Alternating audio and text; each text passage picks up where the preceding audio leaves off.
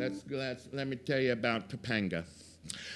For many years, I lived in a coastal canyon in Southern California called Topanga, the poor person's Malibu, about 10 miles south of Malibu Canyon. Topanga Canyon. There was one road in from the coast, and it went through all the way to the valley. One road in and one road out, and that was it. And every few years, we were regularly evacuated because of wildfires that would be coming down through the hills. And then the following winter, we'd be evacuated because of the mudslides and the flooding that would happen on the hillsides that were denuded from vegetation by all the stuff that was burned during the wildfires. So this is the story of the first time I was evacuated. Probably about 1970.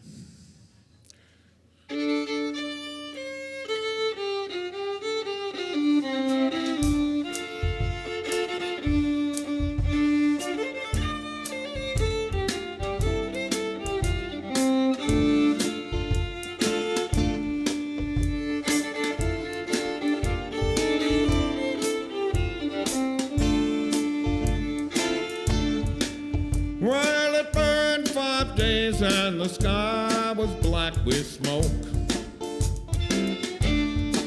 Well, it burned 5 days and the sky was black with smoke.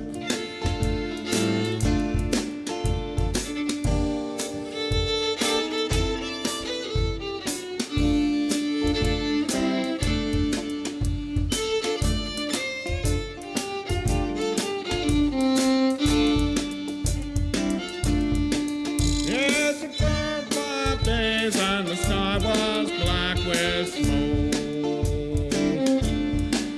Well, I looked up the hill, people, and I didn't think there was hope. So I was coming back from the valley, and it's up about a 3-mile ride up the hill and switch back in the road, switch back and forth up the hill to get into the canyon. And I come around the bend, and there's a deputy, an LA County deputy sheriff standing there, waving me over. Now, in those days, folks, an LA County deputy sheriff waving me over generally meant serious bad news. I had long hair and a beard, anti-war bumper stickers on my old V-dub. And when a sheriff hauled you over, it pretty much was guaranteed I was going to be searched and hassled and vulnerable to worse. Most of my friends would have called this man a pig in those days. Got so bad the police started putting up billboards that said, "We're proud to be a pig. Pride, integrity, guts." Nevertheless, most of us would have called them pigs. But this pig was covered with borate. He'd been out there fighting the fire. And he walks over to me, waves me over, and he pulls me over respectfully, and he comes up and he said, "Now, you live here, so you can get through. You can go in. But the fire coming down from Malibu has cut off the road to the coast." And there was this little flame going on. There were like 2 firemen standing there, and there was a little flame on the side of the road. I said, "You know, maybe you want to just pull over right now and just wait and see what happens with this little flame here. Because if it gets out of control and you go in, you're going to be trapped in the canyon." So I pulled over on the side and waited. Yes, it burned 5 days and the sky was black with smoke. Yes, it burned 5 days and the sky was black with smoke. I looked up the hill, good people, and I didn't see any hope. So I pulled over, thinking, well, this is no problem. That flame ain't going where. The road's switching back and forth. It's going to block the fire. It's a natural fire break. And then I watched that fire jump the road and started to back down. And slowly I backed down all 3 miles down into Woodland Hills as that fire kept spreading and growing and bigger.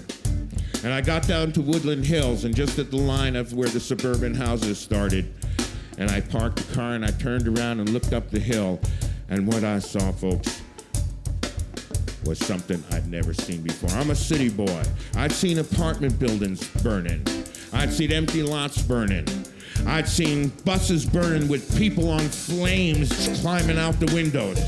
But I'd never seen anything like this. This was a wall, a canyon wall of flames, a mile across, folks, with those flames going hundreds of yards high. This was an act of nature. This was an act of God. There is no way human beings are going to stop this. Yes, it burned 5 days, and the sky was black with smoke. Yes, it burned 5 days, and the sky was black with smoke. I looked at those flames of people, and there wasn't any hope. So I'm convinced Woodland Hills has had it. I'm standing there. And then the Borate bombers came in. These World War II dive bombers, piloted by retired ancient World War II pilots. And these Borate bombers are just like in the movies, man, screaming, hey! Screaming down and dropping their load of borate, this red powdered fire retard they're trying to stop the fire with. Then some firemen arrived. They were lost. They were from Long Beach and Agora. They were coming in to help volunteers, but they didn't know where they were. But they saw the flames up the hill, so they go charging with their trucks up the hill, disappearing into the smoke. And the Borate bombers are coming. And that fire is just getting bigger and marching inch by inch closer down to Woodland Hills. Then the helicopters arrived. The helicopters each had a 500-gallon tank on them, 500 gallons of water, and they would drop it on the flames, and it would be like you were spitting on a bonfire. That's how much effect it had. But meanwhile, the helicopters are coming, and there's a hydrant down at the end of the field where they're coming in and landing and filling up and then taking off again and dropping their little spit of water on the flames. And the Borate bombers are coming, and the firemen are screaming. The sirens are going off all over the place. And then the trucks arrive. There's trucks, this whole row of trucks with Army troop carrier kind of trucks. And they back up on the lawns in the first row of houses there in Woodland Hills. And they open up the back flaps, and out of the trucks jump all these kids, the volunteers from the work camps. The camps that they send kids to, what they call California's version of reform school. All the urban scum, juvenile delinquents, gangbangers, kids who had no way of being a man except with a gun. The scum of the earth. They come jumping out in their orange jumpsuits out of the back of their truck, screaming Indian war whoops, charging up the hill with shovels. With shovels in the head. I'm saying, what the hell are they gonna do with shovels? You know what are they gonna do with shovels? And these kids screaming war whoops, go charging up wave after wave, charging up the hill with their shovels.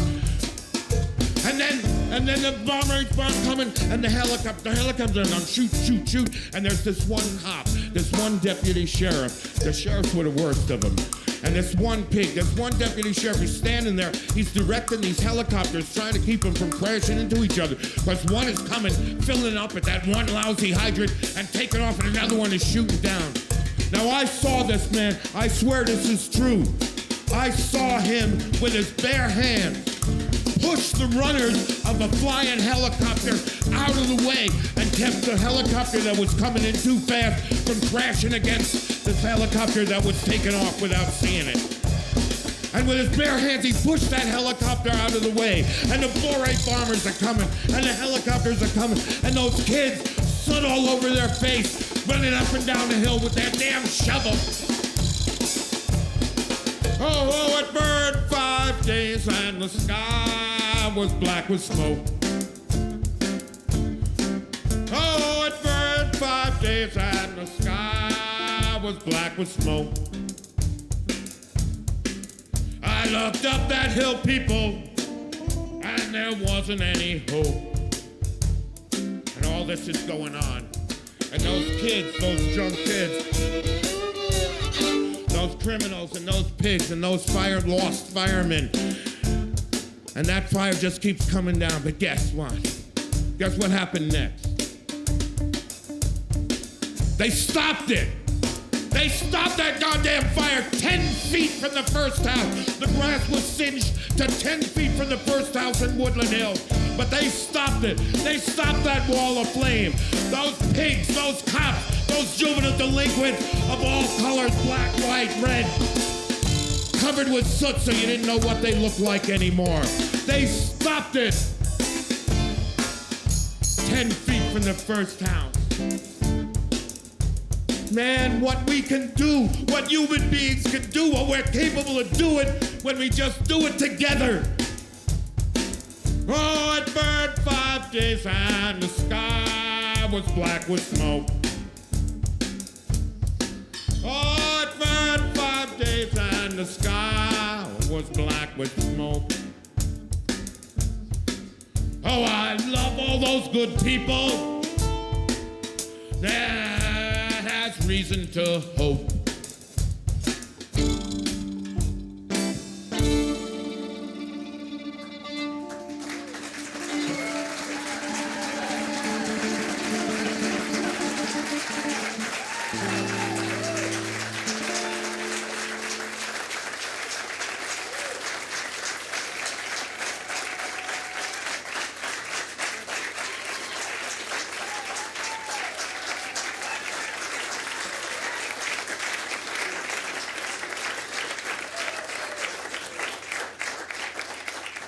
True story, and it's a true story that I've wanted to be able to tell for a long time.